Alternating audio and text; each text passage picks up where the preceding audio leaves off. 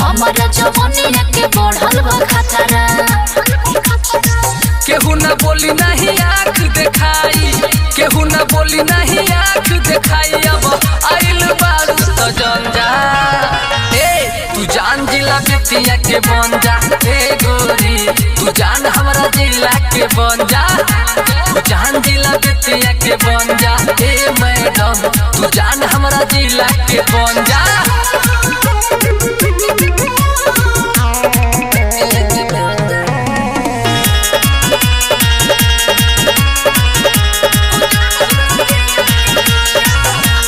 छपरा बलिया वाला ताके चोलिया ओरी हो, सीतामढ़ी गोपाल गंज मऊ देखला गहिर ढोढ़ी हो। हाथ जनी धर तू कपार गोरिया, माना न कहला का हमार गोरिया।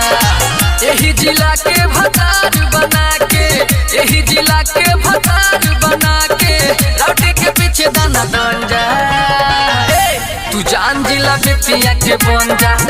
गोरी तू जान हमारा जिला के बन जा, तू जान जिला बेतिया के बन जा।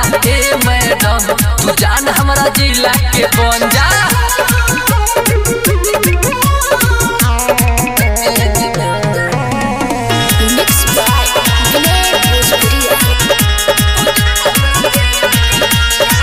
बक्सर में अक्सर देखनी करेला सन खेला, हाजीपुर पटना गंगा सारा ओके माजा लेला।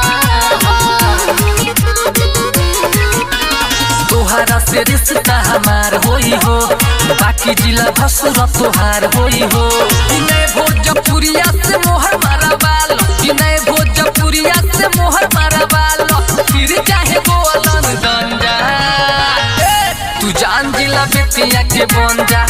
गोरी तू जान हमारा जिला के बन जा, तू जान जिला बेतिया के बन जा।